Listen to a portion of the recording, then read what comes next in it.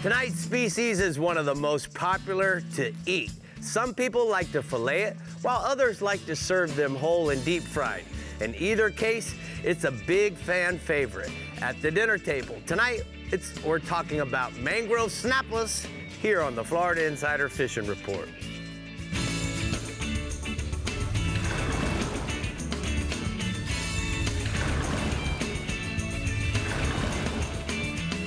Welcome to the Florida Insider Fishing Report, presented by Yamaha.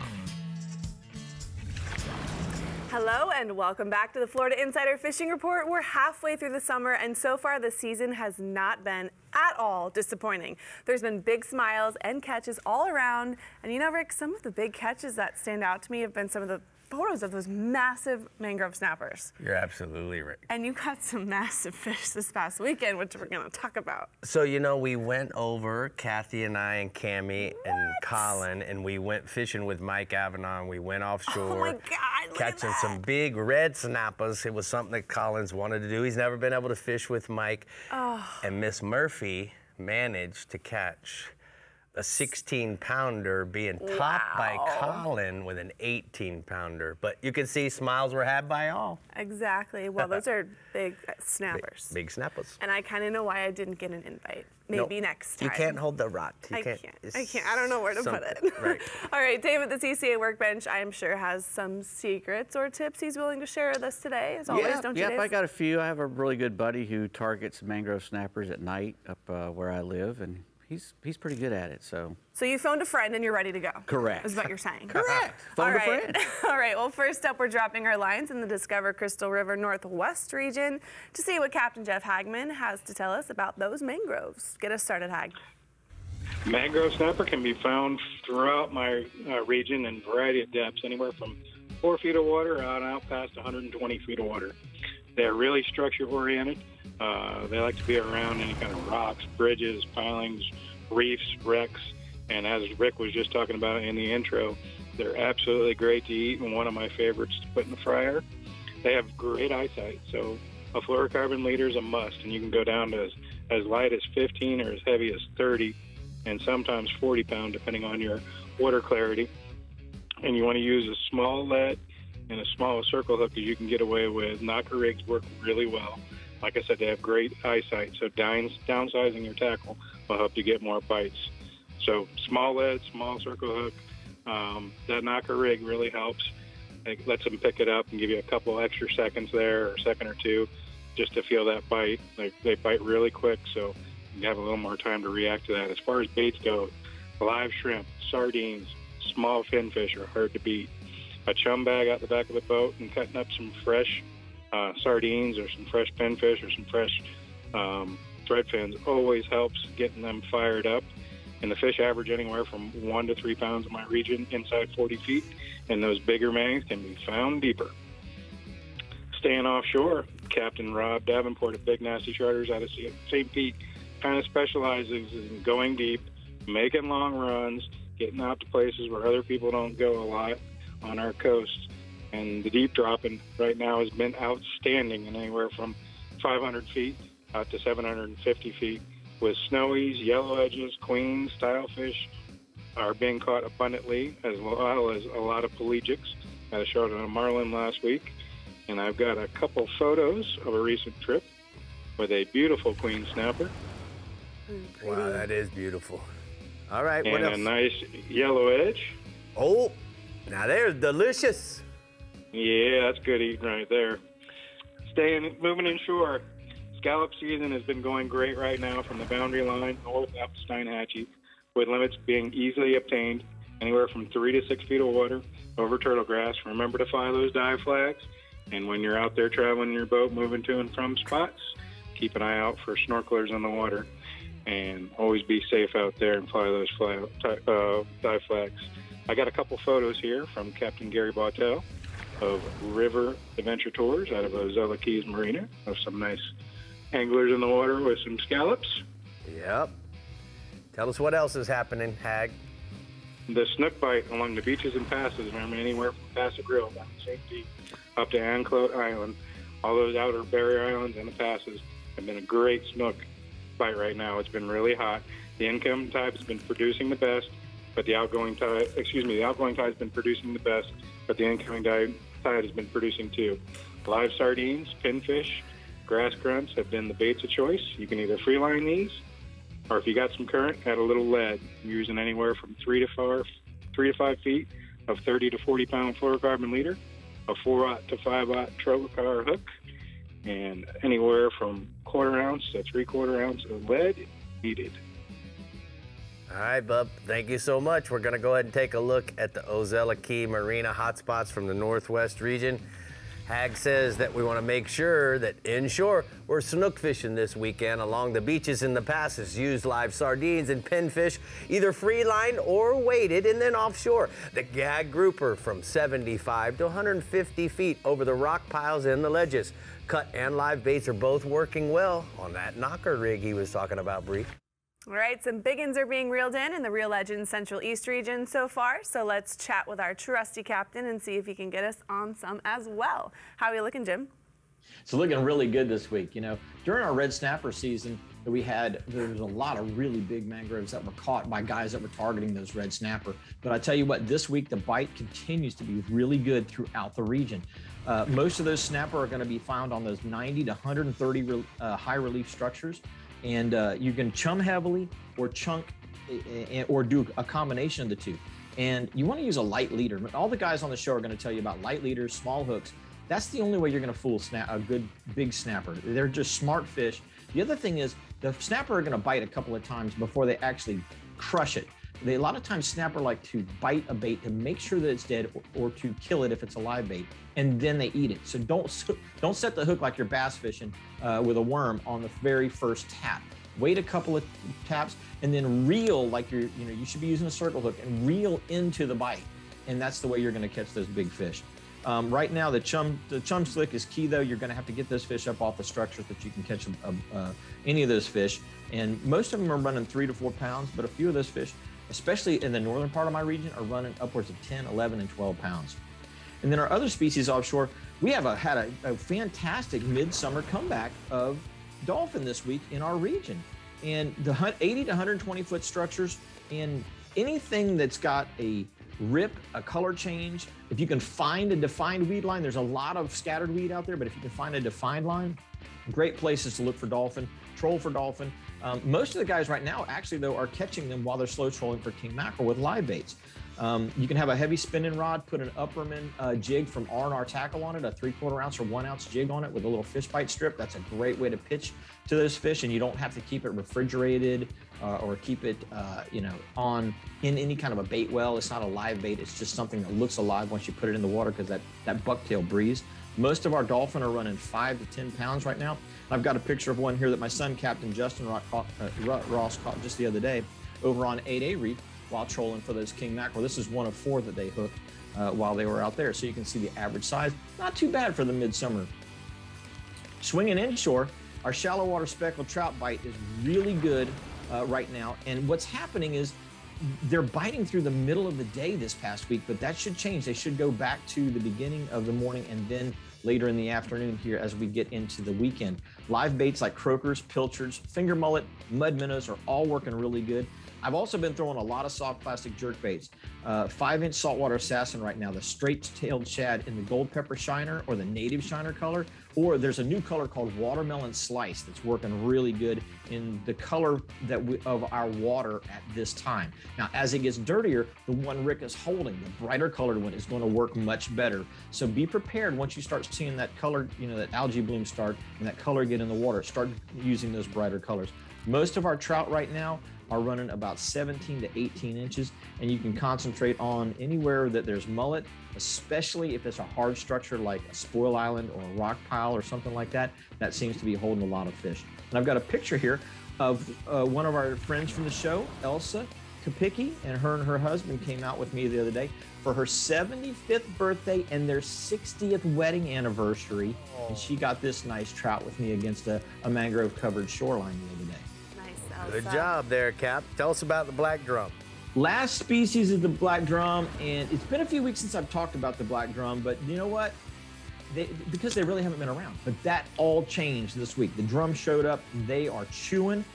This is a great time of the year to find them in deeper water. You're going to find them around bridge pilings, the drop-offs around spoil islands, and any kind of a rocky area, especially places like Dragon Point down in O'Galley, Melbourne area, or up at the Hallover Canal. They seem to be schooling up pretty good in those places.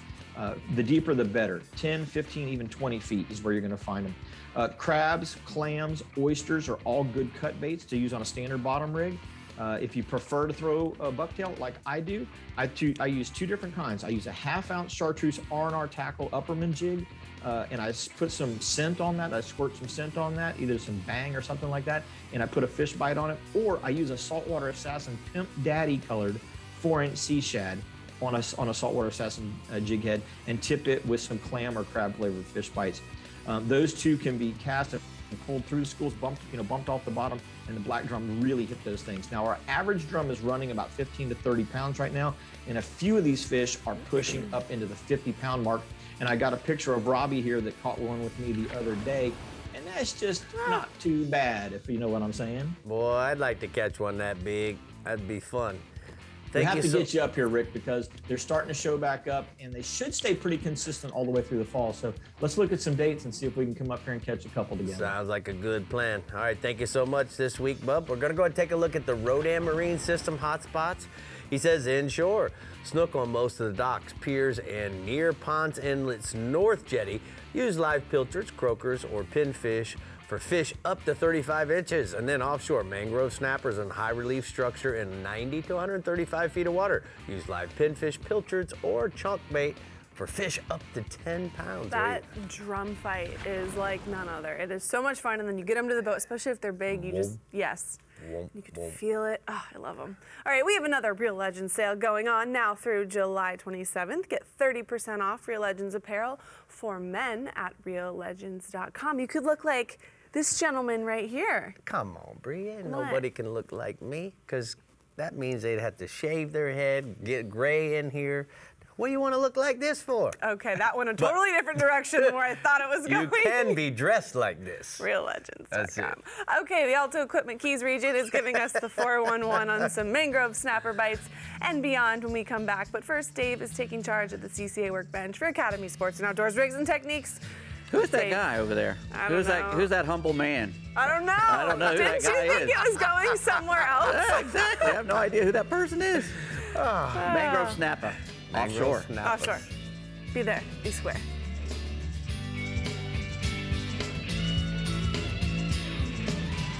The Florida Insider Fishing Report is brought to you by Yamaha. Reliability starts here. Contender Boats, always in the game. Fenwick. SiriusXM Marine. Weather, fishing mapping, entertainment. Penn. Let the battle begin. Stiffy. Innovators in shallow water performance. And Daiquiri Deck, Sarasota's favorite place to meet. Your time on the water is precious. You return season after season to make unforgettable memories, fight a few fish, reconnect with friends, and recenter yourself.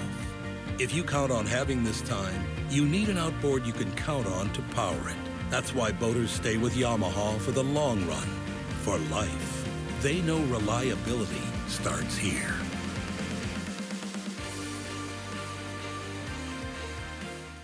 What started in the flats and bays has migrated offshore. GPS-guided trolling motor technology has moved to boats in the 35-plus foot class and allowed anchoring capabilities on most center consoles in any depth of water, from snook and redfish inshore to grouper and swordfish way out deep. Rodan Marine Systems has a GPS anchor to hold your vessel on location. Set it, forget it. Catch more fish.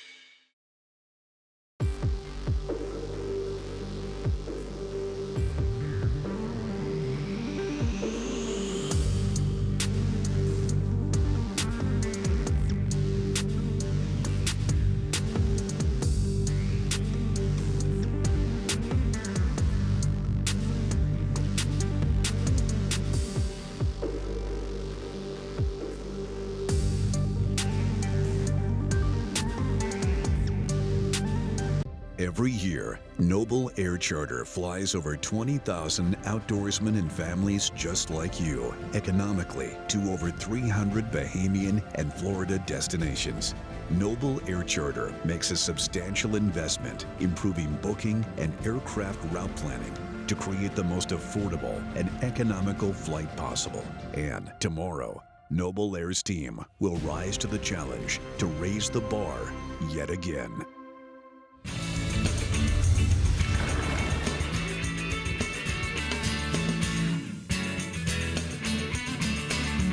Well, we're here at the CCA workbench for the Academy Sports and Outdoors Rigs and Techniques. And Dave, as you know, snappers are one of my favorite fish to eat and catch. Yep. So tell me how we should be doing. Well, you know, this little mangrove snappers, you know, I say little. They're little when they're inshore because, you know, this would be a nice one, you know, a little 2 or 3 pounder you can catch inshore. But they're very common around inshore. So it's a lot of times it's a person's very first saltwater fish. Either that or a pinfish, you know. Right. And but it makes them very underrated because, you know, you see them around so much and everybody, oh, there's a lot of mangroves. Well, they're awesome fish because they're, like you said, they're really good to eat. There's not much that'll make better fish tacos than a mangrove snapper. For sure. And they're a great game fish. They fight hard for their size, you know, really hard. And so people call them a gray snapper too, you know. So you know, they spend most of their juvenile life inshore. But when we want to catch a great big one, we got to go offshore. Right. That's where they get, you know, up to 20 pounds. Whoa. And my buddy Cy, he likes, you know, he prefers to fish for them at night because mangrove snapper have keen eyesight. And you have, at nighttime, you know, he even still uses fluorocarbon at night, which a lot of people don't. But he uses fluorocarbon at night because he thinks that he gets more bites with the fluorocarbon even at night. He uses about a 30-pound leader and a 15-pound test, you know, main line. That's a 30-pound diamond presentation. Right. And he'll use a 2 to 3/0 if he's fishing for the smaller fish. A light wire octopus hook or a circle hook. That's a non-offset trocar hook and a non-offset circle. But when he's targeting the great big ones, he'll use like 30-pound or 40-pound and a different hook. He'll use a big live bait hook, you know, he use a live bait. Now, when he wants to go fishing for these things, he tries to get into water 100 to 200 feet of water up where we live, up the Cape Canaveral area. It's usually about a 10 to 15-mile run to get in that deep of water. And he tries to target good, hard bottom ledges and stuff like that. You'll catch them on wrecks, but the wrecks are starting to get kind of overrun with a lot of those Goliath groupers. So you lose a lot of them, especially at night when you're catching them on those wrecks. So hard bottom, he likes to prefer, you know, a ledge or just a big hunk of hard bottom, a reef or something like that. He likes to anchor a good little ways up current from the structure that he's fishing, and he'll start chumming. And the preferred chum is sardines. He likes to use little sardines, and he'll disc them up into little tiny discs, and he'll just pick them off one at a time. He'll throw one in, wait a little while, throw another one in, and once they all, you know, get in the line, and he can actually see them coming up on the machine as well. And once they get up high in the water column, that's when he'll put out a bait. And he'll use 20-pound test, 15-pound test, mono or braid. It doesn't matter to him. But he likes to use, like I said, the fluorocarbon leader. Good spinning reel is good because when he puts that bait in the water, he's constantly pulling line off. He wants that just a single hook with no weight and the bait to float with the chum. He wants it to look just like the chum, kind of like if you're fishing for yellowtails, you know. Right. You want it because you're trying to fool these guys. They can get smart on you really quick. Yeah. So you got to be careful. So he'll put just a single slice on there, just enough to cover the hook. Let it out, let it out, let it out, let it out until it goes all the way to the bottom. If it goes all the way to the bottom without getting bit, he winds it up and does it again, and he keeps doing that same thing over and over again. Now, when he gets a bite, you know, just like one of the other fellows was saying, you know, you don't want to haul on him really quick because what they'll do is they'll grab it and they'll swim off. There's usually more than one down there, so they get real competitive, and they'll reach up and they'll grab it and he'll swim away real quick. And you have to let him go. You got to let him have it, let him have it, let him have it. Count to 3 maybe, and then just start winding. What we do, at least this is what I teach, is when he stops running, He might run for 10 seconds. Yeah. When he stops running, that's when he's trying to swallow it. And that's when we want to just continue to reel. Correct. Yeah, you don't have to do any bunch of jerking stuff because, you know, you're 100 feet away at the minimum. Exactly. So you're really not even pulling the stretch out of the line. You're not really doing anything. But when you wind, you're actually doing something. Now, when you get inshore, we're chasing the little fish. Gotchas work really good. A gold spoon, just a regular hook with some fish bites on it. You know, you chum out some, you get a little chum block working, and then put some squid and maybe a little bit of fish bites on a small little hook. Right. That's going to crush the little mangrove snappers, and you can make a nice feed. Those tacos can't be beat. I know. Fish Stop tacos. talking about food. What's wrong with you guys? Look at me. Tacos. I'm starving. I'm starving. That's You think why. I need food right now? I'm starving. Me too. Our Alto Equipment Keys Region Captain Randy Tao is feeling quite chummy today. So let's see if he can't put us on some snappers for your weekend water excursions. Hey, Randy. Hey, good evening, fish fans. You know, here in the Alta Equipment region, mangrove snappers is probably the #1 go-to fish that everybody goes after. And I mean from the backcountry to mangrove islands to channels to the reef. It doesn't really matter where you go. There's going to be a mangrove snapper. Now, he might be 4 inches long or he might be 24 inches long. It depends how you go about catching them and where you're fishing. Right now, this time of year, it's July. We have an upcoming full moon, and that's really a great condition for the big ones to be on the reef. So a lot of the guys will night fish on the reef, especially the Marathon and Key West area, anywhere between 30 and 50 feet of water. Now, it's kind of like yellowtailing, but a little bit different. You're fishing on the rock. You're not really fishing in sand. You know, you want to be around structure. And it's a little bit shallower, and you don't have to chum as much. You want to block chum because you want that scent going out. And live bait like pilchards or ballyhoos or pinfish even are ideal to get the big mangrove snappers to bite. Now, light line, I would say no more than 20-pound fluoro to get these bigger mangroves to bite. And guys are catching them during the day. I mean, I went to Marathon a few days ago, and we were trying to target yellowtails, and all we could catch were mangrove snappers. Imagine that. But it's the time of year. You know, the moon's coming up. July is a great month for the reef, daytime or nighttime. And I was down off the Marathon where I was doing that.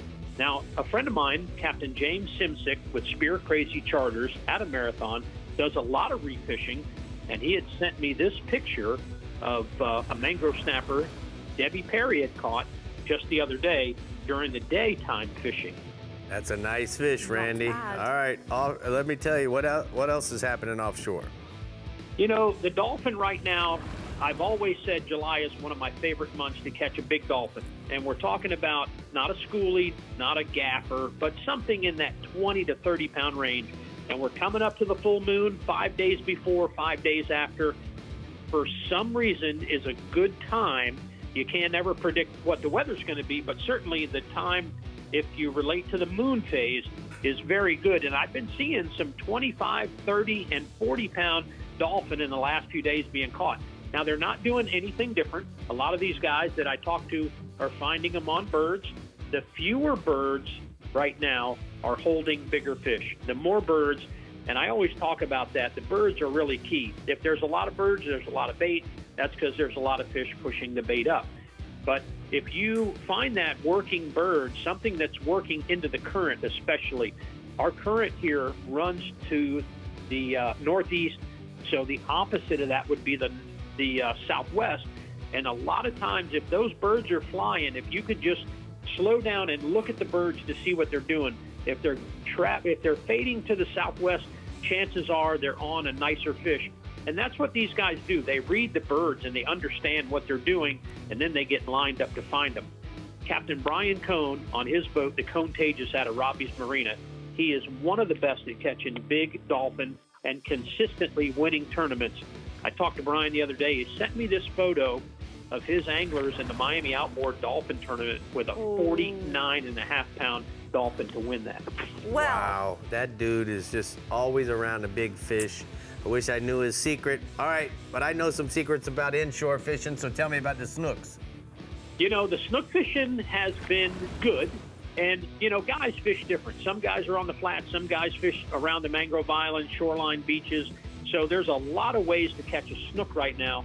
And July is one of my favorite months in the backcountry to do this.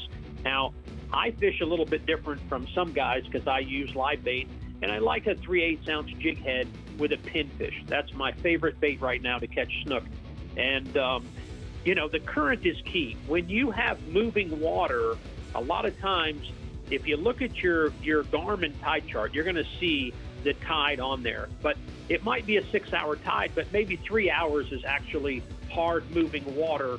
And that's what you're looking for, especially with snook. They love that moving water, and that's really going to help you be at the right place at the right time.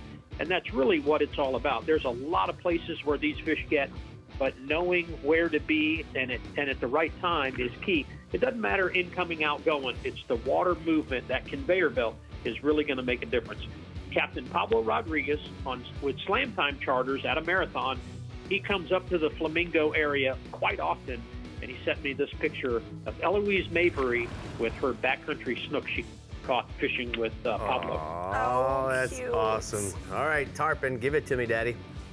You know, the tarpon fishing this time of year, there's some big ones, it's short-lived, and there's some small ones. You know, we always like July and August time of year because the small tarpon show up in pretty good numbers, and we're talking about fish from 10 to 25 or 30 pounds, which are great fun. They don't take you all day to catch. You don't have to have a big, heavy rod. You can catch them on a light spinning rod. You can catch them on artificial. You can catch them on fly, especially for the fly fishermen. I would always encourage them to fish this time of year to get a little better at catching tarpon and understanding how they behave.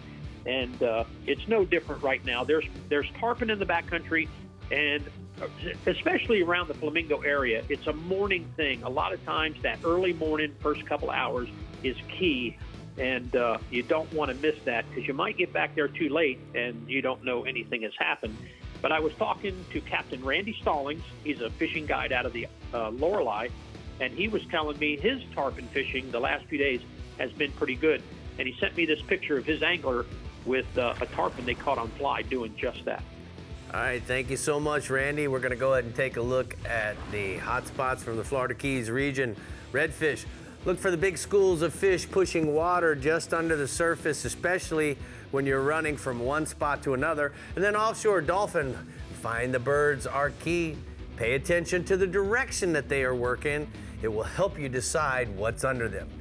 You know, another thing, Brie, last week we had 2 youth winners from the CCA Star tournament, and the CCA Star is still going on. Yes, it is. So guys, you gotta get registered. We still got plenty of cash and prizes to give away.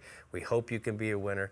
You just simply gotta be a CCA member and get registered. Yep, and I'm going to elaborate on that because summer is almost over, and CCA Florida Star has any snapper as an eligible species in the Youth Scholarship Division presented by Academy Sports and Outdoors. Tonight we are talking mangrove snapper. Well, they're easy and fun to catch, so go have your kids catch photo release for their shot at winning a share of $100,000 in scholarships. Get your kids, neighbors, grandkids, and friends, kids registered today, and you're gonna, oh my gosh, that picture just took my breath away. That is so cute. That's Sorry, awesome. I didn't even finish my sentence. Go ahead. All right, get registered. We are traversing across the state and headed to the STARTRON Central West region and then FISHBITES East region, so stay hooked and we'll be right back.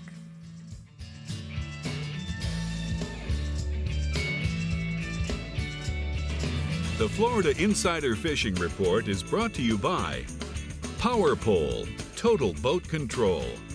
Berkeley, your fish, our science. VIEJA, fresh eyes for a rich life. Blue Water Outriggers, everything for your outdoor adventure. R&R Tackle, from our tackle box to yours.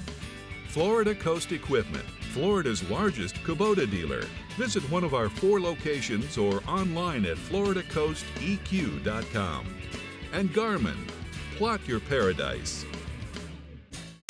An entirely new species of extreme predator is moving offshore.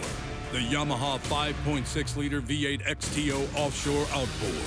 Extreme big block thrust and power in the industry's first direct injection 4-stroke. Quiet, efficient, powerful, and proven Yamaha reliability. More than an outboard, it's a fully integrated power system. The all-new Yamaha V8 XTO Offshore. Real Legends Performance Outfitters. All you need to feel comfortable on the water all day. Keeps you cool, dry, and protected from the sun.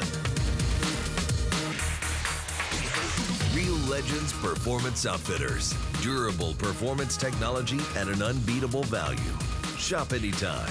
Go to reallegends.com to find a store near you.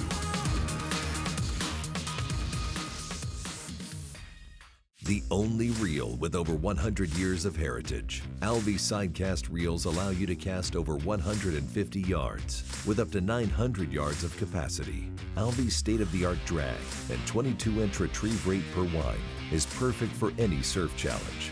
ALVEY reels are manufactured to best practice standards and are in fact so robust that the ALVEY also comes with a 10-year salt and sand warranty. For more information, go to alveyus.com. So we're here at Serenity Bait Company with Brian Hayhurst. And Brian, you know, tell me some of the key things that you sell here at Serenity Bait Company. Well, here at Serenity Bait Company, we're a little different than the average store. Typically, most bait tackle stores will just sell shrimp and crabs. A few of them will sell pinfish, but here we like to give everybody a chance to basically pick their size of bait they want and their particular bait. From the ladyfish, crabs, blue runners, cigar minnows, pilchards, basically anything that I can catch when I'm out on the water for that particular day. So what do we sell in frozen bait here? Frozen bait, we carry everything from squid to shrimp, mullet, thread herring, just everything except for ballyhoo, just because we like to order that fresh for the particular customer. No one wants a piece of bait that's going to fall off the hook, basically. Now, I see a lot of oxygen, Brian. What are the key elements that you guys use here to keep your bait fresh and alive for a long time? The most important thing, I guess, would be the filter system. That's going to take out all the urine and waste that the fish are producing in the tanks. The second thing would be the roundness of the tanks. Right. It keeps everything swimming in a circle. It doesn't allow the pilchards to have red noses, blue runners, cigar minnows. They really love to swim in a circle. And believe it or not, the shrimp love swimming in a circle. They like schooling up. Now, I noticed that the water in here is really cool. So it is. What is the idea behind that? Well, we chill our water to 70 degrees. That's going to make them a little bit lethargic. It's going to cut down on the waste, and it's also going to cut down on the food that they want to eat. So when their metabolism slows down, then they don't use as much oxygen. That's correct. Ah, I get it. Yep. All right, so Brian, if we were to go, I buy my bait here, gonna travel to the boat ramp, how am I gonna keep it fresh and alive so that it's as good as when I bought it here? Well, the easiest thing is gonna be your little simple O-tab that you can pick up at any store. That's gonna work really good for your shrimp, your freshwater shiners, basically smaller amounts of bait. The more bait you have in your bucket, the more oxygen you want to produce. That's why we have different pumps that produce more oxygen, and we also have a 3-inch donut air stone, which is going to help oxygenate the water and keep the fish healthier for you. All right, well, there you have it, guys. The professionals telling us all the secret in keeping your bait fresh. So when you come to Naples, make sure you swing by and see Brian. So you know, Brie, they had a tragedy. They lost everything in the fire, and so now they need our help. He's been so gracious to always help us with Take a Soldier Fishing Tournament, gives everybody bait, and so now it's time. So to give back. Yeah, so why don't we tell people how they can help? Yes, in order to give back, please support them through GoFundMe.com and search the Hayhurst Family Rehoming Fund, or drop any donations to Serenity Bait Company. All right, if you're fishing the STARTRON Central West region, we've got options for you when it comes to location on where you're going to find the mangs. So, Captain Jeff Page, give us some clues. All right. Well, I know Rick Murphy loves them snapples. So, in the STARTRON Central West region, it's the middle of summer. It's hot, and the snappers are biting inshore as well as offshore. And it all starts offshore. It can be in as shallow as 70 feet of water. I talked to Captain Jason Stock, Captain Billy Nobles, Captain Tim No. They all agree you're going to want to bring a few chum blocks as well as a live well full of live pilchards, and then a bucket full of dead ones, or I heard Randy mention dead thread fins that you can chunk up and throw out chunks. And then the other thing I know I heard Hag mention is as light a leader as possible. I'll go down to 15 if I have to. Offshore, it's suggested to stay at least 25 or 30. 1.0 or 2.0 Trocor light wire circle hooks will get the job done. And don't be surprised if you get a nice red grouper or gag grouper or even an American red like you guys did, Rick. I've got a couple photos tonight from Captain Rob Roberts of Tight Lines Charters out of Marina Jacks with some nice snappers the clients got. And then my second offshore species, red grouper, bite remains very consistent, Rick, with lots of fish in the 12 to 20 pound class coming in from 110 to 130 feet of water over smaller areas of hard bottom. Squirrel fish, live pinfish, red fins will work good. Frozen sardines too. Standard bottom rig with 3 to 5 ounces of lead. Captain Tim No's been limiting out on his grouper before noontime on his 6-hour trips. And I got a photo tonight of wave master Austin Glunk with a nice red grouper he got with good friend Carl Ziegler. Moving inshore, you know I'm just a trout fisherman, Rick, from Sarasota. And this time of year, everybody thinks it's so hot. You get out early in the morning, you can throw topwater plugs like the Berkeley Jaywalker 120 or 100. I like it in the chrome or bone pattern. They'll be up shallow early in the morning, mixed in with the mullet and bait schools. And then as the day warms up, look the fish to move out a little bit deeper. It's a good time to put on the Hammer Time shrimp, rigged on an 1/8 ounce natural gray jig head. Or you could put it under a cork or even a small pilchard under a cork with 2 feet of 20-pound fluorocarbon and pop that cork and it'll call the fish to it.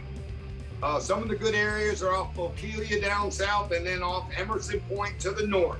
Don't be surprised if you get a mackerel or a bluefish mixed in. Got a photo tonight of my good friend Ryan James and young Ryder Ritchie with a nice little speckled trout. And my last species, the post-spawn tarpon bite, really been good, Rick, out in the Gulf and in the bay. On these slick, calm mornings, don't be surprised if you see the tarpons rolling in the bay around the ladyfish schools. You can throw bait busters or you can throw live pilchards, free-lined or under a cork, or pinfish under a cork. The bigger fish have been down in the harbor and they've been using live threadfin and ladyfish. And my last photo tonight is of my good friend Kalen, the flying Hawaiian O-layer, with a nice tarpon and a real quick stroke for him. He won the world's richest tarpon tournament this year in Boca Grande, and I think he might have even beat our own Mr. Hackman. All right, well, congratulations to our man. It is time to take a look at the daiquiri deck hotspots for the Central West region. Page says that inshore mangrove snappers are holding on the deeper grass flats off of Rattlesnake Key as well as Emerson Point using live pilchards rigged down with a small number 1 or number 2 light wire circle hook with 15 to 20 pound fluorocarbon leader. Check this out, Brie. Offshore, mangrove snappers also the hot spot. Deeper ledges and hard bottom areas in 70 to 100 feet of water off of Venice north to Sarasota using the lightest leader possible. 20 to 30 pound fluorocarbon leader with a light 1.0 to 2.0 circle hook. It's not very often you have hot spots, both species. I was gonna say, got excited about those hot spots. All right, Floridians, if you've ever wanted to fish with Captain Rick Murphy, now is your chance. Thanks to Florida Coast Equipment, the grand prize winner will get a day of inshore fishing with Rick and 2 friends, and the second prize winner will have their choice of inshore or offshore fishing with the Fiffer guide of their choice and 2 friends. Head to floridacoasteq.com/fishing with Rick for more information on how to register. And good luck. I've been. That's right. And it's awesome. Who wouldn't want to fish with this guy? Keep an eye out for some big snapper on the slack tides in the Fish Bites East region because Captain Mike Holliday says they'll be migrating into the inlets from now until September. Mike, you've got us excited. Well, you know, Brie, there's plenty of fish offshore on the reefs in 65, 70 feet of water, but this is a time of year when you find those big mangrove snapper on the inlets feeding along the rocks on the slack tides. So Fort Pierce, St. Lucie, Jupiter, and Lake Worth inlets, they'll have snapper in that 1 to 6 pound range, even up to like 8 pounds. And you'll also find a lot of legal snappers around the bridges and the seawalls that are just inside the inlets. Look for the fish to congregate along the shorelines with a lot of structure, and also that has a lot of bait, like juvenile pilchards and thread fins, and this time of year a lot of glass minnows. That's what they're coming in to feed on. When the current is moving, the snapper will hold tight to the structure, but the second it lets up, they'll just come out of that structure to feed. Target them with a live shrimp, a sand perch, a pilchard, a piece of a pinfish, Spanish sardines or snapper candy. I like to fish 20 to 30 pound fluorocarbon leader and a 2-0 trocar circle hook. Fish up tight to the rocks or pilings and try and work the slowest parts of the tides, and you do really well. The average snapper is going to be like 1 to 3 pounds, but you're going to catch a lot of 5, 6, 7, 8 pounders this time of year. The other thing we got going on, the July full moon is the height of the summer snook spawn. So we'll see fish pushing into the inlets and also out onto the beaches starting today and going on through, early next week probably. That means places like the Lake Worth and Juneau Pier, Hope Sound Wildlife Refuge, Walton Rocks Beach, the section of beach south of the Fort Pierce Inlet, and basically all the inlets will have good concentrations of fish. On the beach, look for the fish around the rock piles, the bait schools, or tight to the trough. Target them with a copper juice or gray ghost, saltwater assassin 4-inch sea shad, or you can throw live pilchards or croakers or thread fins. In the inlets, croakers are kings, but thread fins, pilchards, and Spanish sardines will also catch fish. The average snook right now is going to be 8 to 18 pounds. I got a photo. That's Badger Lane. He caught that nice snook in the St. Lucie Inlet, and that fish ate a live pilchard. All right, let's go offshore. Mike. Sorry. You won't confuse me with Hageman, but there's been a good wave of dolphin pushing through all week. Although most of the fish are small, really like under 10 pounds. They're coming in singles and pairs, and they're coming out of that scattered patches of weed in 70 to 140 feet of water. Seems like there's good rips, good edges, a lot of scattered weeds, but just scattered dolphin. There's also some larger fish being caught out deeper, and that's like 500 feet of water or more. And most of those fish are either coming off weed lines or frigate birds or small flocks of those dark colored terns that are flying south.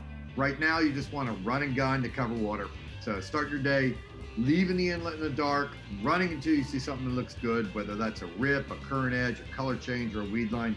Work at 15 to 20 minutes. And a big thing to pay attention right now is look for the temperature breaks. Fish both sides. So a lot of times you'll find fish just moving down one side because of the temperature. If you don't get a bite in the first 15, 20 minutes, pick up, move again. You control ballyhoo, or you control feathers and strip baits. Those are good for covering water. This is a good time to carry binoculars and watch for floating objects like boards or pallets or trees. Average dolphin right now is going to be 5 to 10 pounds with fish to 20, 25 pounds in the mix, mostly coming from offshore. I have a photo, give you an idea of the regular size we're seeing. That's Joe Ballig of New Smyrna Beach when he got that peanut dolphin in 104 feet of water off Stewart, and he was drifting with Spanish sardines.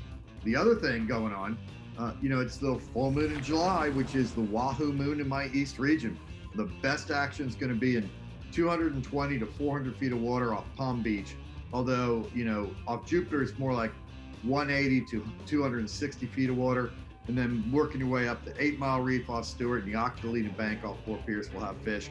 You'll also find wahoo around floating objects that sit deep in the water column, like logs or garbage bags.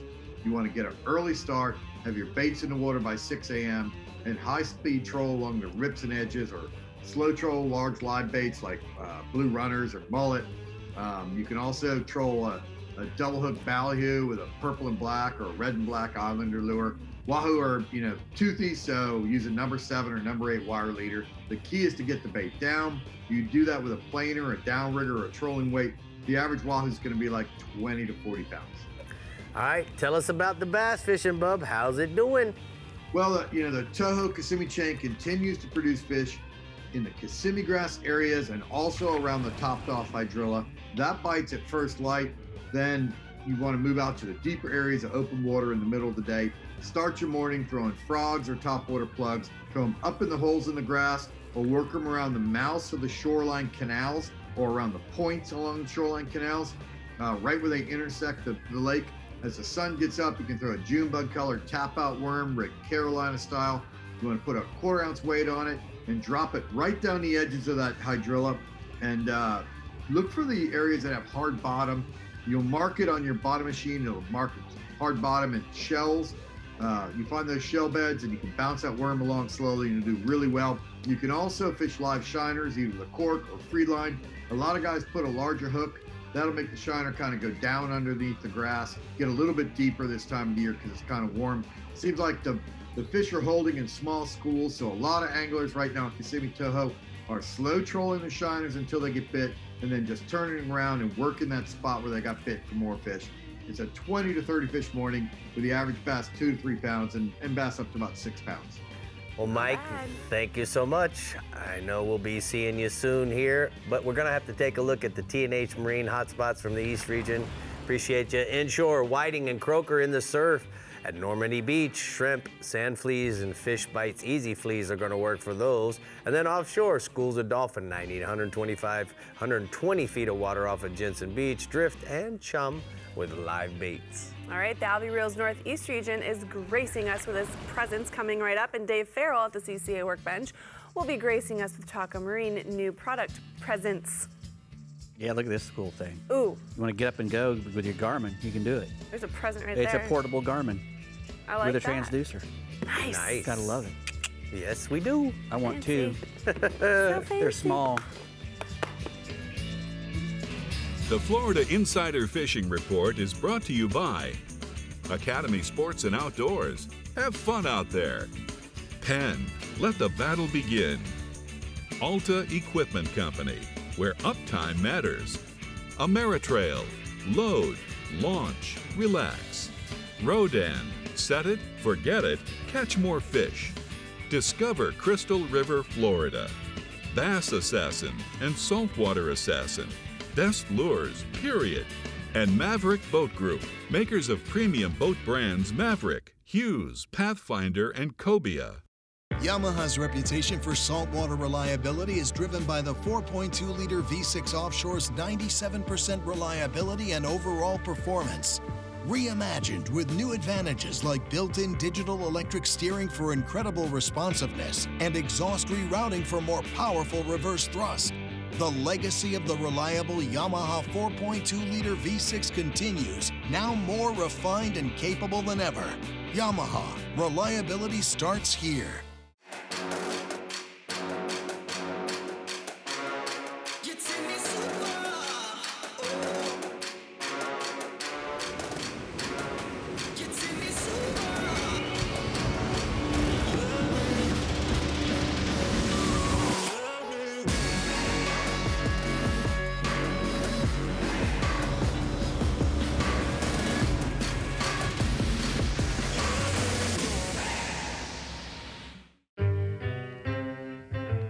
Whether you like to ride the wind, find your secret cove,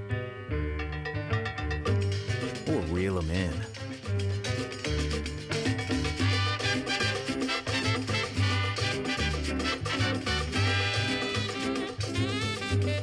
Plot your paradise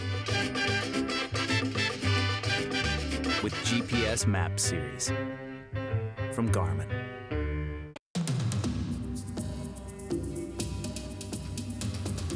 It's one of the most ancient forms of hide-and-seek known to man. And nobody knows how to play the fishing game better than the backcountry guides and offshore captains of the Florida Keys and Key West. Ready or not, here we come.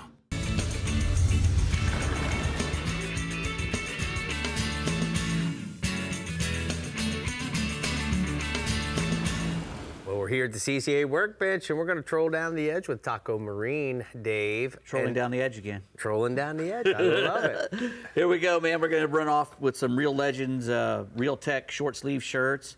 Really nice shirts there. Quick dry, moisture wicking, you know, all the good, cool stuff that the Tech shirts have. But they also have some really neat artwork from Linnea Szymanski. Nice. Szymanski, I'm sorry. Szymanski. Yeah, very cool. That's the blue Lives Matter, I guess, there. Yes. And then they got a Florida one. This is cool, Dave. Yeah, I like that.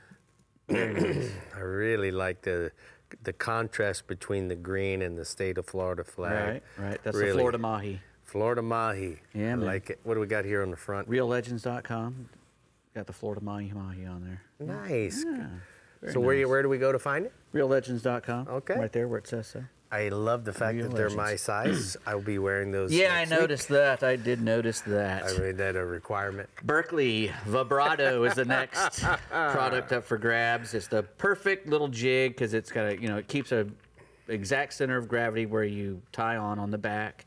It's got a through wire all the way from the front hook to the back hook.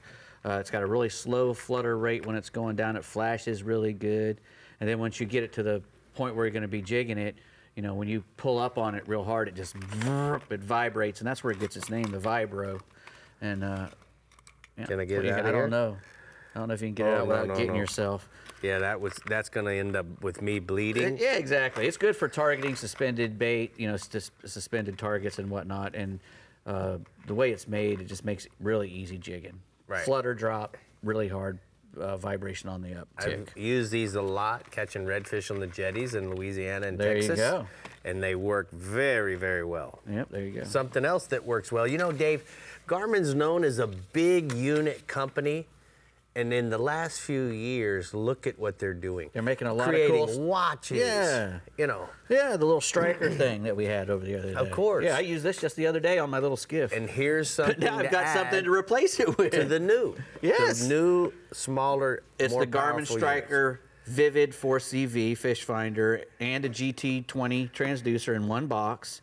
Pretty cheap. It's like $179. $179. You can't beat that. It has all the mounts for the transducer and the display as well. It's got a 4.3-inch display. It comes with a little portable kit if you spend a little extra money. You can get a battery pack. Comes with a rechargeable battery pack and a flotation thing that goes all around it. So if it falls out of your kayak, it's no worry. It's in a little flotation. It comes with 2D traditional sonar and a really sensitive GPS. I mean, you can do plan routes with it and do all the same things you can on a big one. Contour recording. Yep. And you can also record all your waypoints and plan your routes to go anywhere. A 4.3-inch screen. Right. Yeah. Right. Yeah. So all the mounts are included except for the special suction cup mounts and stuff for kayaks. All right. But everything else is in that little box. GarminMarine.com. Correct. Starbright. Next, we have some Starbright water-based waterproofing. It's great for all the real lightweight fabrics we have today. No matter what kind of waterproofing stuff that you get, unless it's a PVC, a piece of plastic that you're wearing, if it's like Gore-Tex or any other of those breathable fabrics, over time it's going to lose its waterproof. So you're going to need this eventually. I mean, years and years later, you can put some of this stuff on it, spray,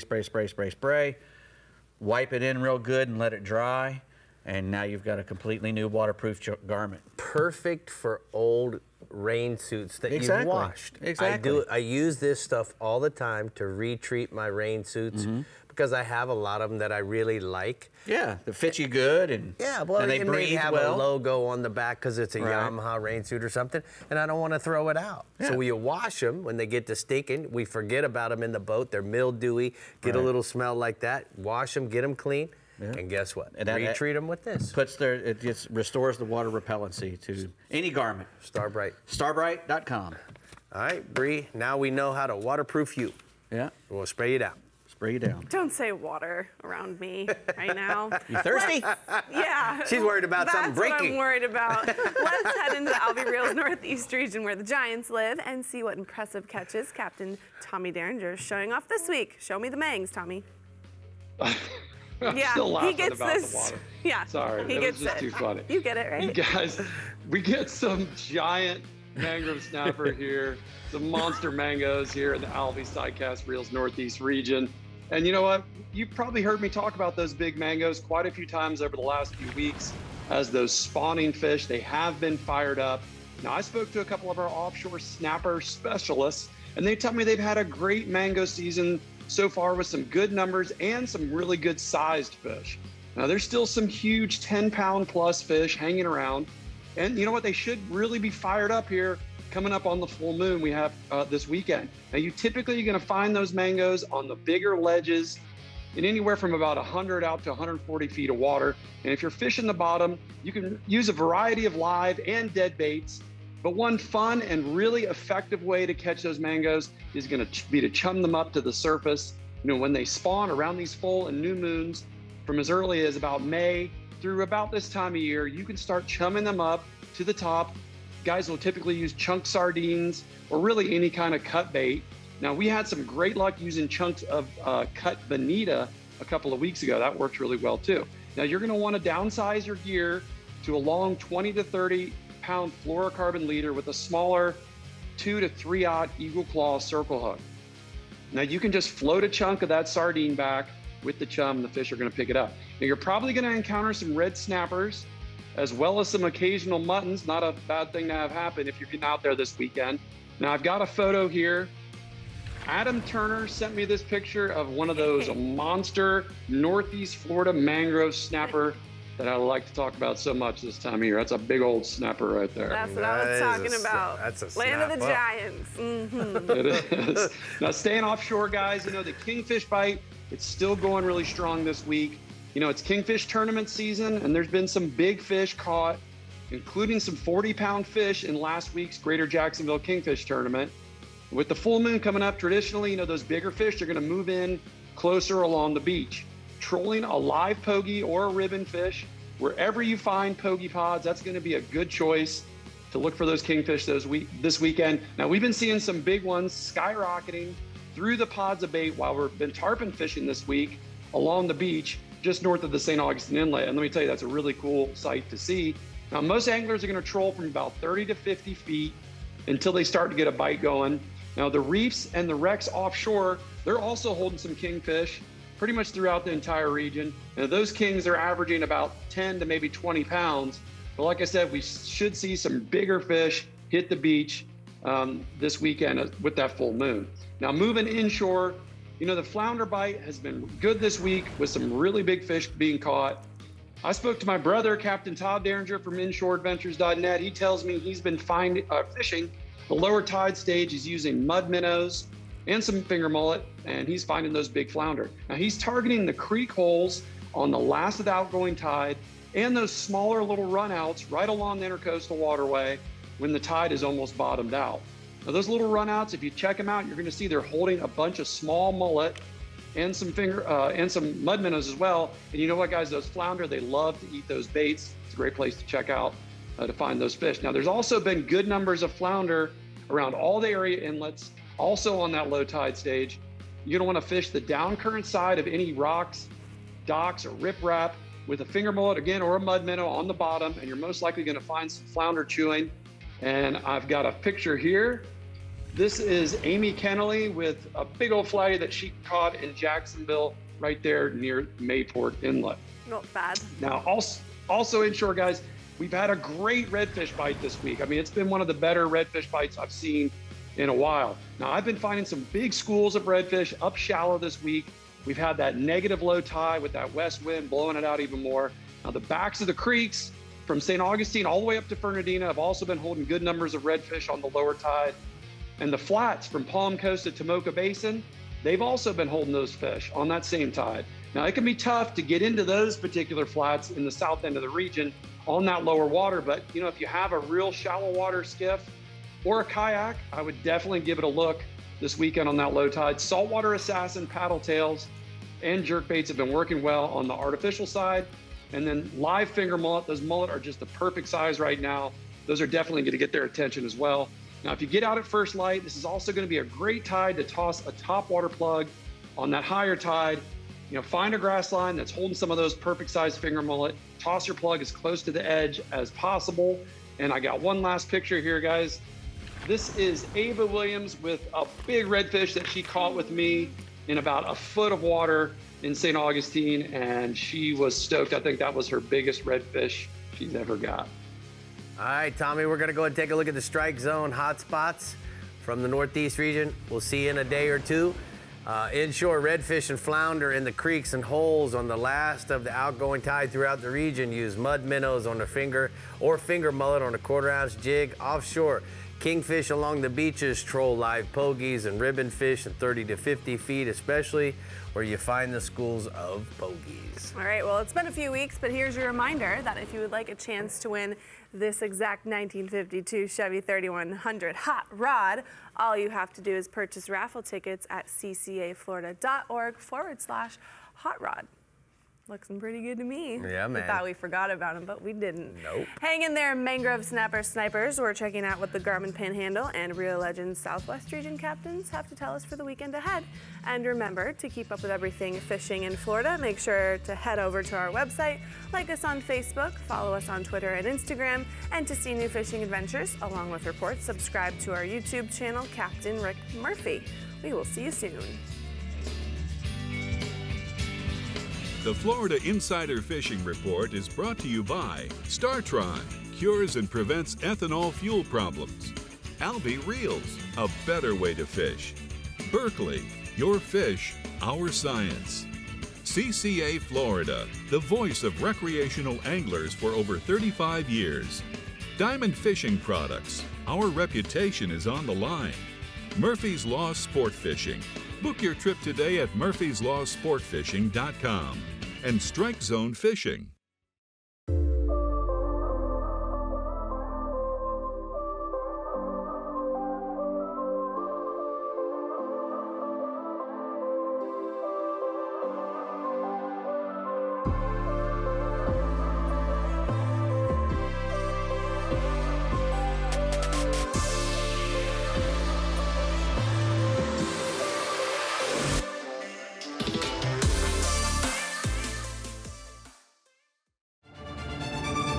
For more than 20 years, anglers everywhere have come to know one thing, that nothing says no to fish bites. We are the Fish Bites Nation, and this is your invitation. So grab some fish bites and get busy casting, because you can't join the nation without doing the catching. Ask for Fish Bites or Fish Bites Fight Club lures, or visit fishbites.com.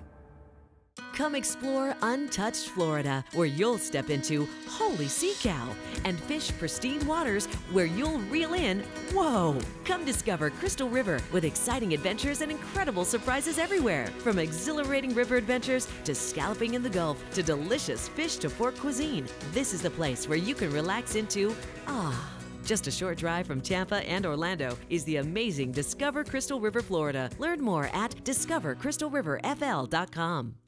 Here in Florida, the terrain can get pretty tough and remote. When you're working out here, uptime matters. If you want to stay up and running your best, turn to Alta Equipment and Volvo. We are committed to protecting your uptime, no matter the challenge. And by supporting restoration projects like the C43 water reservoir in the Everglades, we can help protect our natural resources too. We are proud to do our part to keep the Sunshine State a world-class fishing destination. Welcome back. Well, Rick, as you know, everyone has their special nickname for our star species this week. Tommy calls them mangoes, and in the GARMIN Panhandle region, black snapper is where it's at. Talk to us, Pat. Hey, Brie. Yeah, tell you what, mangrove snapper fish in the Panhandle can be pretty good, both inshore and offshore. And as Brie just mentioned, mangroves are locally known as black snappers. That's where I grew up knowing them. That's what they were called. We catch keeper and undersized mangroves in the inshore waters, and some pretty nice ones out in the Gulf with a natural and artificial bottom. The inshore black snapper fishing is best right about now till September. Inshore, they're found around structure near the passes like bridges, jetties, and docks. And you're going to catch them using small live baits like shrimp, filtereds, using light leaders and small hooks. The mangroves are historically wary, so light leaders and small hooks are a must. Offshore is where you're going to find the bigger ones. And some are caught while live baiting for red snapper, but to target them, chumming is the way to go. Hold up or GPS anchor your Rodan over some bottom structure and begin chumming. Once you have them up in the water column, flip them a chunk bait with a hidden hook, and be sure to make your bait sink unhindered. You want it to sink at the same rate as the chum bait. Gulf side mangroves can go as big as 12 pounds, while inshore 10 to 14 inches are considered pretty good ones. Staying offshore, just like last week, the king mackerel fishing remains very consistent in the Panhandle. Captain Alex Hare on the Silver King out of Destin He's been getting daily limits in state waters. He's fishing bait schools and bottom structure. Fresh, hardy live baits are the key to getting consistent bites. If you want to buy baits, get in line early as demand is high and the bait's been a little bit tough to catch. But if you want to catch your live bait, we've been catching herrings and cigar minnows pretty consistent around the Okaloosa Island Pier using sabiki rigs. Nose hooks your baits on a stinger rig, slow troll them on top and or behind a planer or a down rig or down deep. There's been some pretty good smokers being caught, pushing 30 pounds. In addition, schoolie dolphin, there's a lot of grass in the area right now. Schoolie dolphin and quite a few wahoo are also being caught. And then moving inshore, my favorite fish, the tarpon, are still around in pretty good numbers, but in smaller groups. You're not going to find those big giant schools. It's more like onesies, twosies, maybe 5 or 6. So it's about time to start fishing while anchored up. And Crooked Island Sound and the beaches off Cape San Blas are perfect places to do it. Anchor in 8 to 15 feet of water and sight fish as the tarpon swim by. Use a live cigar minnow, herring, filtered nose hook with a 7/0 circle hook, or you can use a swim bait or an unweighted soft plastic. The beachside tarpon are averaging 90 to 100 pounds. And there's a photo of an 85-pounder Angela Roberson caught this past week out of Destin on a live bait. So she was pretty stoked with that.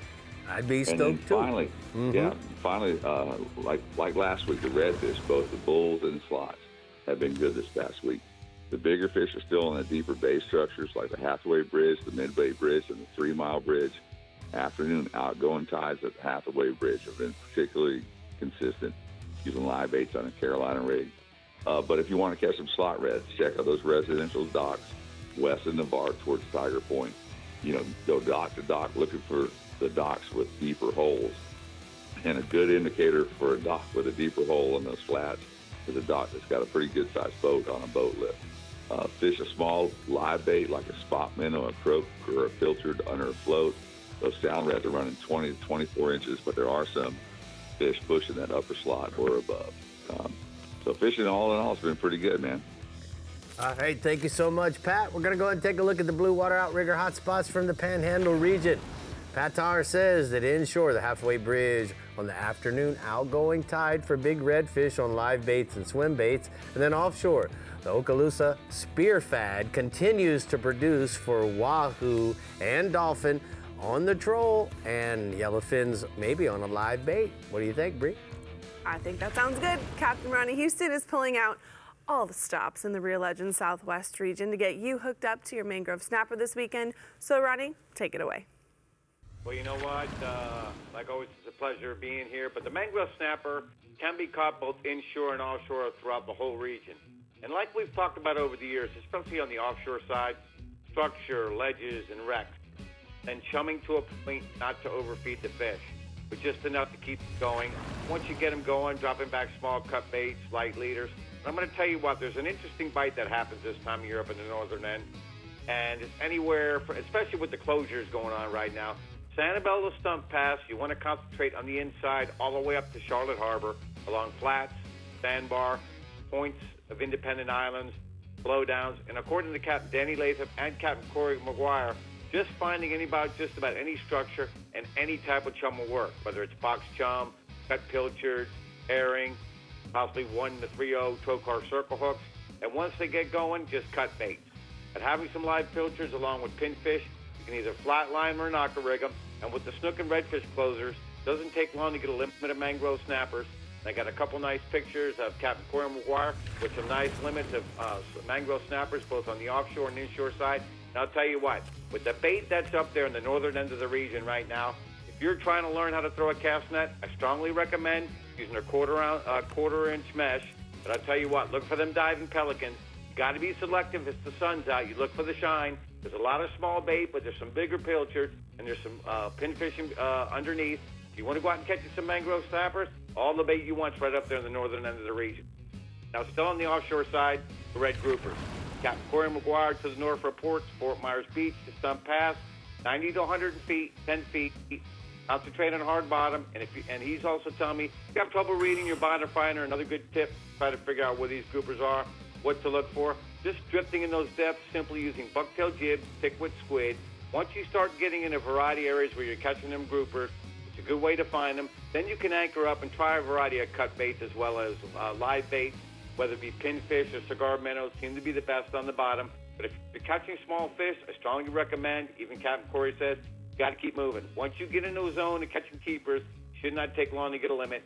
I got a nice picture of a red grouper caught while fishing with Captain Corey McGuire. At the inshore side, the tarpon. Captain Danny Latham reports fish are still on the outside beaches, also up in the harbor, concentrating in depths to about 15 to 20 feet, as well as bridge spans from Sanibel to Punta Gorda at night. Now, with the big push of fresh water in the last few weeks, there's plenty of juveniles that have pushed out of their backcountry haunts and are plentiful right now along the outside islands, especially on the east side. Now, for the bigger tarpon, you want to be using a live herring, crabs, and maybe pinfish, freeliner under cork. But for the juveniles, it don't take much. Artificial soft plastics, pop water walk-the-dog lures, a variety of poppers, and also a variety of flies. And I got a nice picture of a tarpon release recently with Captain Danny Latham. Last piece is going to be the snook. Still getting great reports in the Estero Bay area. I want to concentrate with points for current along independent islands, as well as deadwood along shorelines with current, as well as channel edges. But further to the north, both Captain Danny Latham and Corey McGuire are telling me right now, the east wall from Ponce Park through Alligator, down to Pirates Harbor and up to Burn Store, points with current, as well as deeper shorelines and oyster bars, variety of lures, 3 to 4 inch suspending lures in chrome, white, and chartreuse. And like I talked about earlier, there's plenty of bait up there to get out and throw a cast net, plenty of chumming. Live baits such as pinfish and pilchards will work. I got a couple nice pictures of a couple snook releases while fishing with Captain Danny and Captain Corey. Weather's looking good. Plenty of bait up in the northern end. Good bite going on. Looking forward towards the end of the week and getting the high cast. Get out this week and get you some fishing done. All right, Ronnie, I got a question for you. You know, when you're fishing the Berkeley Cutter Shallow 90, how do you like to work that, Ronnie? Some guys with a lip crankbait, they have a tendency to want to just reel them back. How do you like doing it, bub? Well, you know what? I use a variety of methods. Fishing clean, current, points and stuff like that. I really don't like to reel it straight in.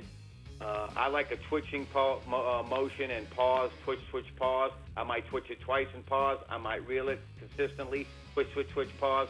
So I try a variety of ways to use that bait to see what the fish might be intrigued on during that day.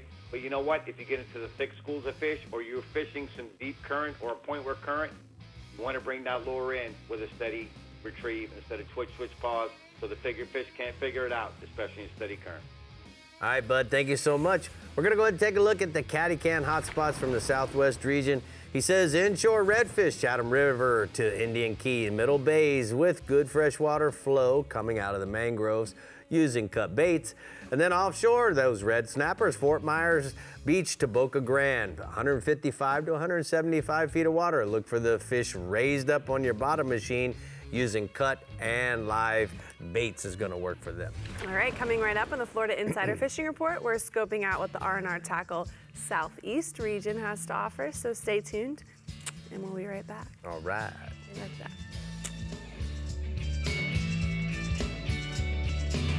The Florida Insider Fishing Report is brought to you by Yamaha. Reliability starts here. Fenwick, the Florida Keys and Key West. Come as you are. The IGFA, Fish for the World. Noble Air Charters, raising the bar yet again. Sportsman's Adventures with Captain Rick Murphy, fishing for adventure. Real Legends, everything you need to live life local. And Taco Marine, troll the edge.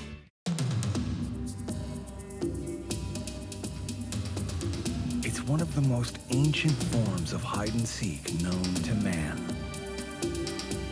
And nobody knows how to play the fishing game better than the backcountry guides and offshore captains of the Florida Keys and Key West.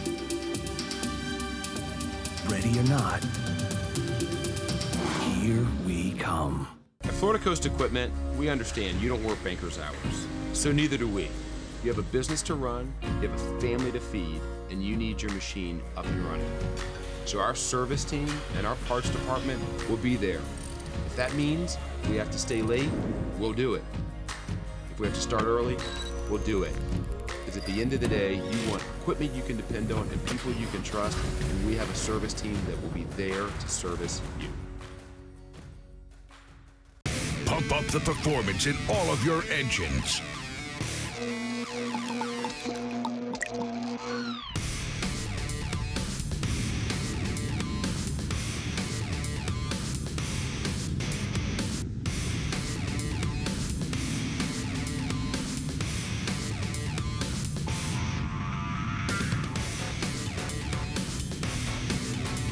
Kick your gas into gear with STARTRON.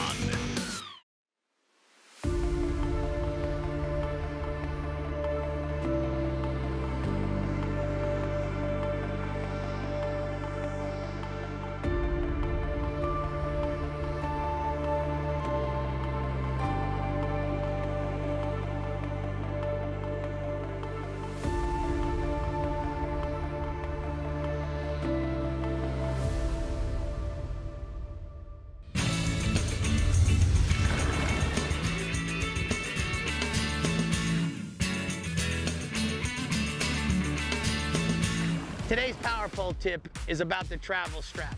Now, a month or so ago, I was traveling down to Flamingo, which is a 50-mile drive. Now, normally I don't travel with my power on, but because I had purchased some stuff and had it in my live well, I had to have the aeration system on. Thus, now I have a power pole situations that are active. Now, I carry my remote inside the seat. Something bounced up on the remote, deploying my power poles. So you can imagine 50 miles later in the down position, my spikes when I got down to the boat ramp at Flamingo were only about this long. If I would have had the travel strap at that time, we wouldn't have had any problem.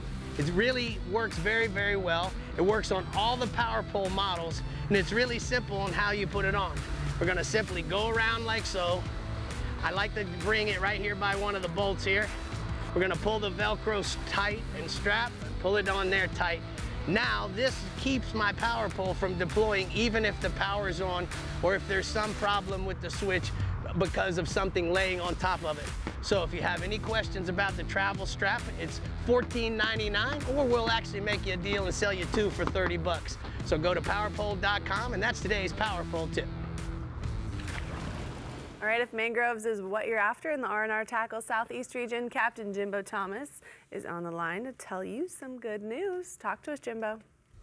Hey, Brie and everybody else. Yep, we do have plenty of mangrove snapper here in the Southeast region, both inshore and offshore.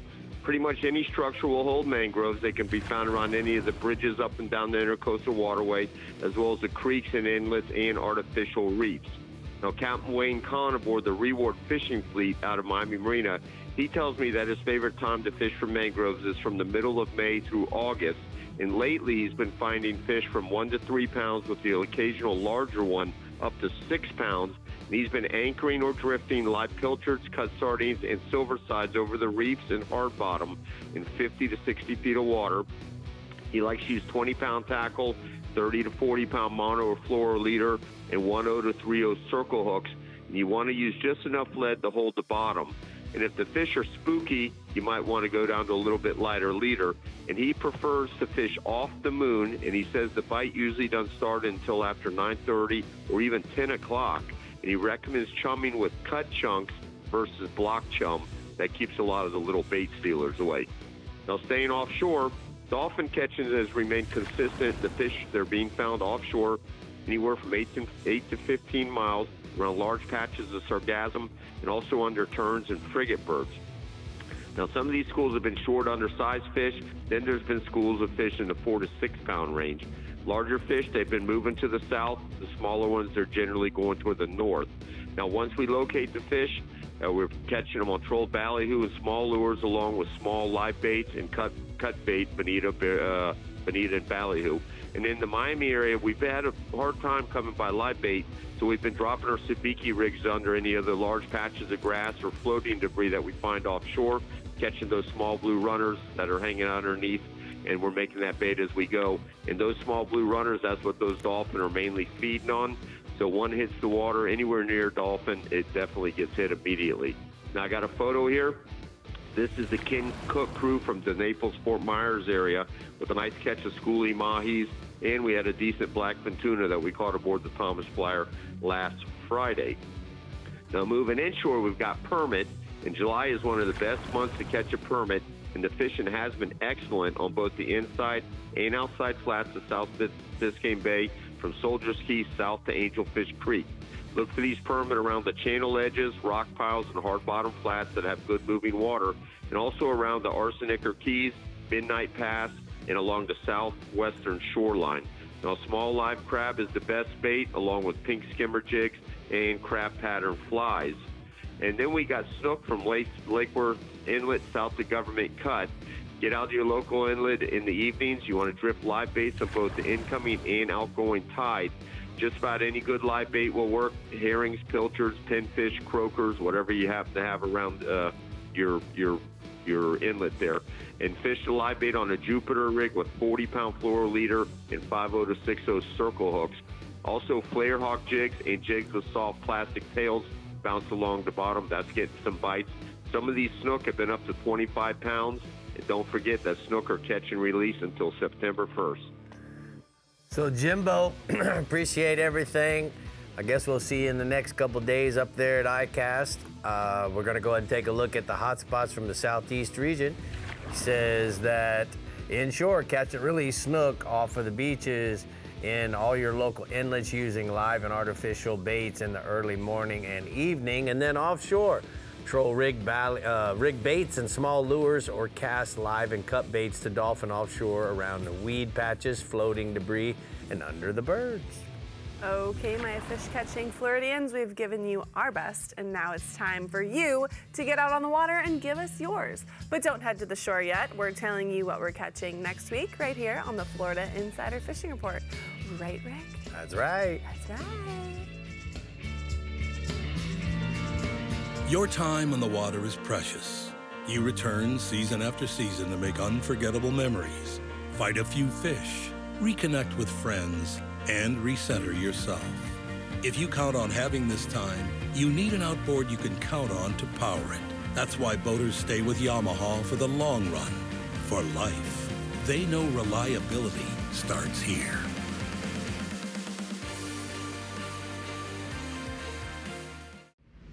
We are for those who know that opportunity is nothing without preparation. Those who know that the right gear can make or break a day. Born out of a need for reliability, tested and proven on the Miss Brit charter fleet. From terminal tackle to all your live bait needs, whether you're fishing for fun or looking to win a tournament, R&R Tackle has what you need to stay ready.